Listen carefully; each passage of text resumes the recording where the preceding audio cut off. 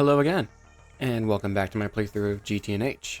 If you're new, then this is a mod pack designed to make you hate yourself and others. If you're not new, then welcome back to your weekly glimpse of hell.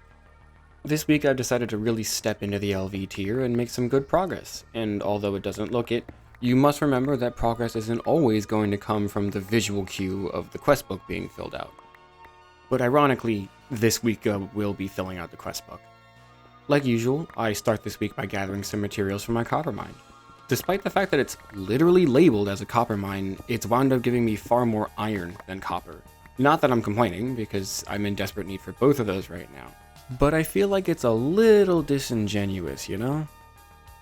I did a little check, and last time I went mining for iron, I ended up with 1,500 ingots, and I managed to run out when I started recording for this week. I've used more iron in this playthrough than I think I have in literally all playthroughs of normal Minecraft in my entire life. Which is saying something, because I've been playing this game intermittently for most of it.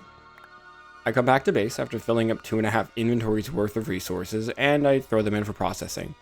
It's not ready yet, but this will wind up being 2,500 iron ingots worth.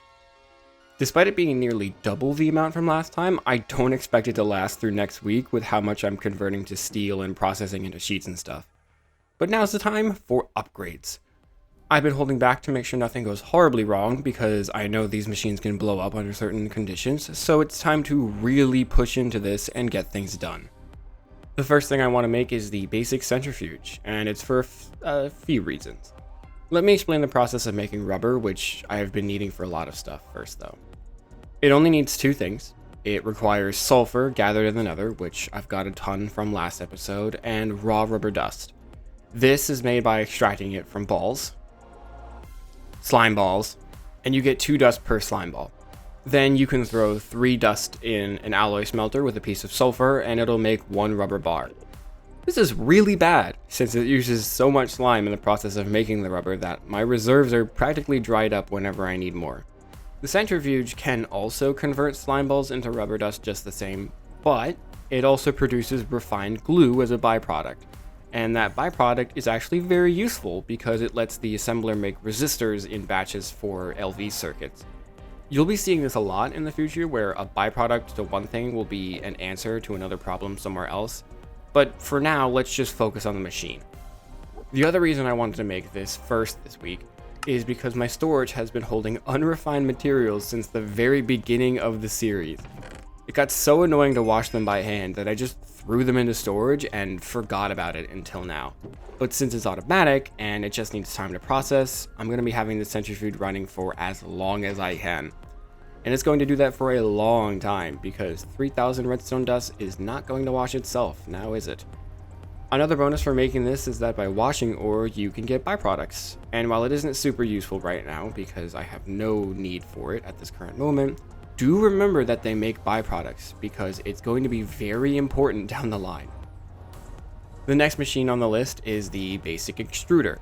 I honestly should have made the fluid solidifier first, but I'm a bit silly and I end up making it later.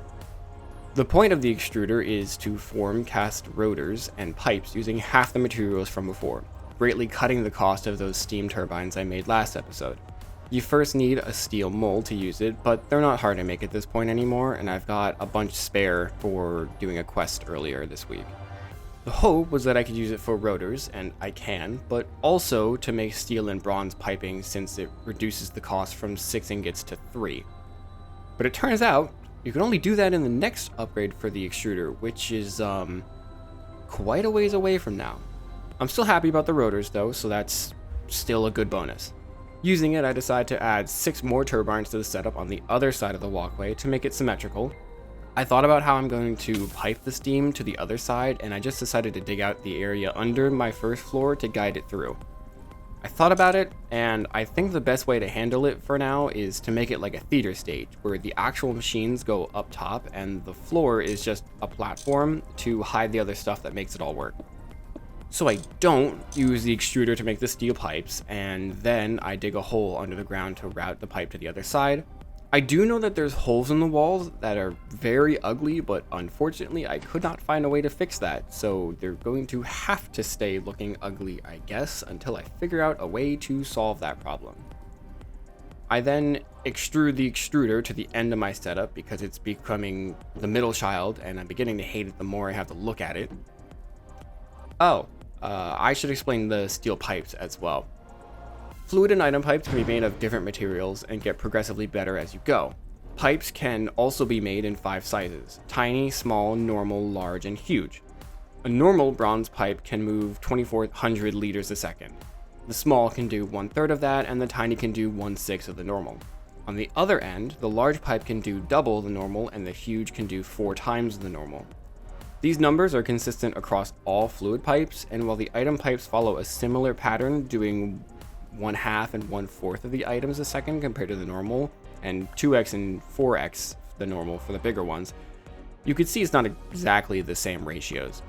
So the reason I used the steel pipes in place of the huge bronze ones is because steel has a normal throughput value twice that of bronze, making it really good as the mainline pipe because it's relatively cheap at this point and doesn't cost stacks of bronze to do. It should be noted here that huge pipes cost double plates to make, so it's twice the amount for only one pipe. This is good right now because I need the bronze for something else I'll show you later. I should talk about the next step I see, because with the fact that these machines make crafting items both cheap and efficient, I believe it wouldn't be ridiculous to think that I'll need tons of components in the future. But for now, there's something more important we gotta talk about. Something unbelievably prevalent I must discuss before going any further. I had my 10th death.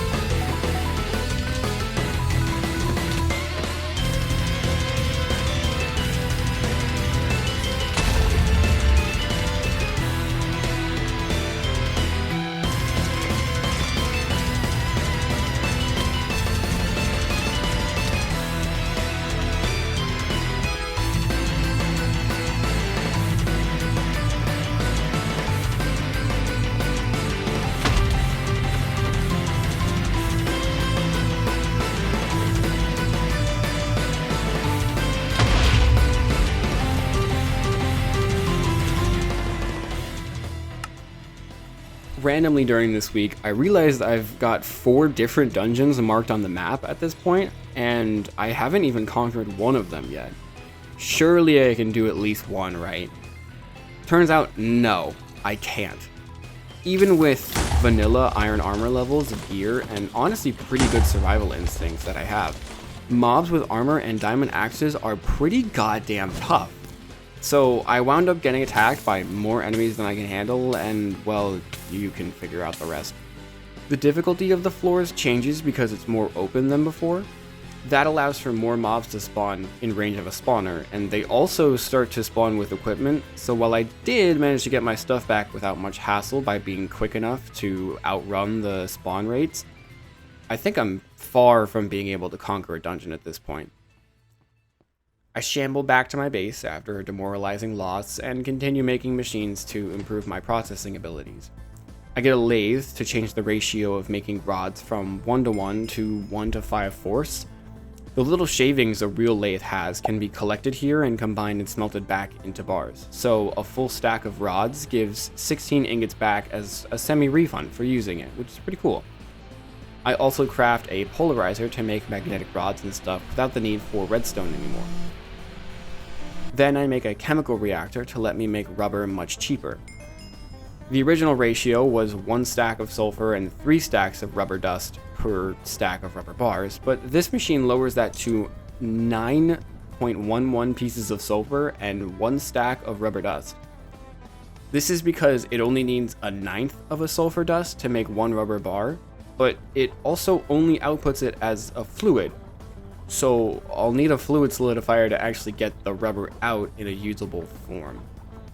Did I realize I had no way of making use of the rubber before I put a full inventory's worth of materials in to be processed? No. I'm sitting on about 2 stacks of liquid rubber that's just unable to be used because of my stupid want to rush into it. As a last thing for this episode, I decided to speed up my ore washing by making my second steam multi-block called the steam separator. I looked at the sulfur recipe for the processing time and it takes the same amount of time as a steam high pressure furnace, which is 12.8 seconds per dust in the centrifuge, and I threw in 1,500. Just some quick maths here, that's like 20,000 seconds, which is 14 hours worth of time? Just the sulfur, by the way, not the 3,000 redstone I have waiting next to it or the other bits from storage I still need to wash. So I'm going to be making this to hopefully speed it up. Just like the big macerator I have, its use is being able to wash things in parallel, which speeds up the time by a factor of 10. I decide to mark off an area with yellow tape to split the smaller machines section with the bigger ones. I think I'll make more steam machines in the future considering the trend of needing to craft things by and large, but for now I'll make this and get back to you.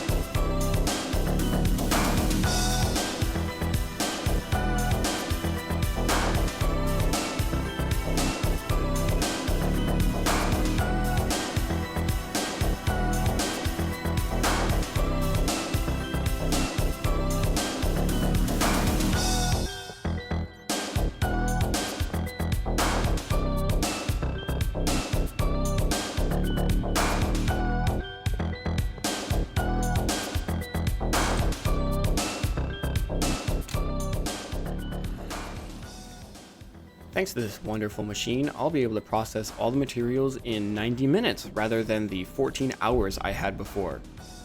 I've been really happy getting the new upgrades and being able to make things so quickly. Honestly, it's been pretty smooth sailing with the upgrades, and I haven't had any huge blunders since I started the very first episode with making my base in a desert in one world. Hey, maybe this pack is just easy for me. Sadly though, that is all the time I have for this week. I'm pretty happy considering the amount of progress I managed to do despite the limited time I had. I only had about 10 hours worth of footage this time as opposed to the 20 I had last week. So I thank you for coming back again to watch. Make sure to hit the subscribe button if you want to be reminded to come back next week. Type something in the comments if you've got questions, tips for me, or just want to say hi. And like the video so you... Hey, that's kind of risky. Hey!